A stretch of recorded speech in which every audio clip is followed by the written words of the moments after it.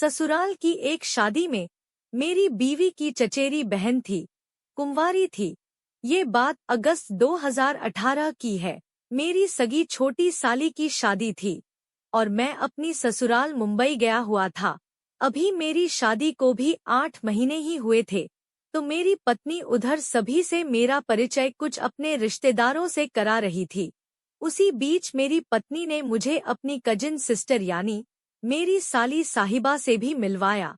वो 1 महीना पहले ही ऑस्ट्रेलिया से एमबीए करके वापस आई थी। मैंने अपनी बीवी से उसके बारे में सुना बहुत था, लेकिन देख पहली बार रहा था। उसे देखकर लगा मानो आसमान से कोई परी को धरती पर उतार दिया हो। उसने इस वक्त ब्लैक ड्रेस पहनी हुई थी। मैंने उसे देखा तो बस देखता ही रह गया।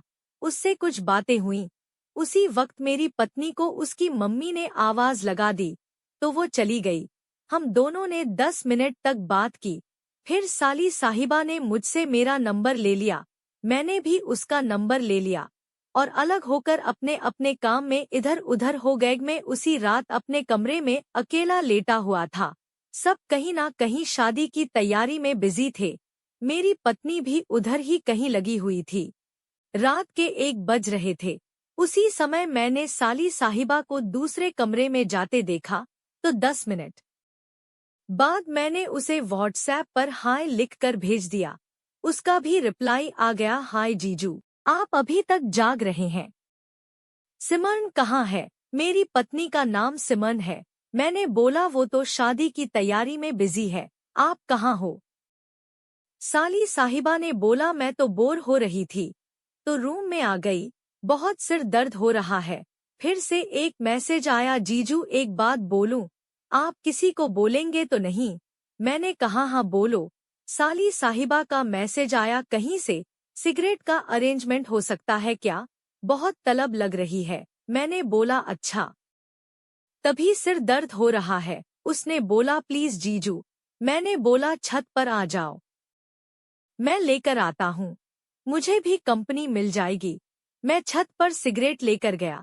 वो एकदम खुश हो गई और मुझे हग करके बोली थैंक यू सो मच जीजू।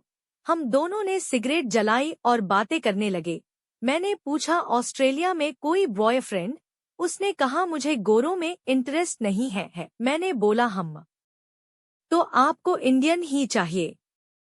वो बोली बिल्कुल, लेकिन इंडियन लड़कों को समझने के लिए बॉयफ्रेंड बनाना भी जरूरी है। मैंने बोला हाँ ये भी सही बात है। साली साहिबा बोली परसों शादी में लड़के वाले आएंगे, उनमें से ही किसी को ढूंढ लूंगी, इजी रहेगा। मैंने बोला लड़के वाले ही क्यों, लड़की वालों के यहाँ भी लड़कों की कमी थोड़ी है। मैं बोला तो एक काम करो, मुझे अपना बॉयफ्रेंड बना लो, मुझ पर तो भरोसा कर सकती हो ना? वो मजाक समझकर हंसने लगी और बोली सिमरन मेरा मुंह नोच लेगी। मैं बोला नहीं सीरियस। सिमरन को बताएगा कौन?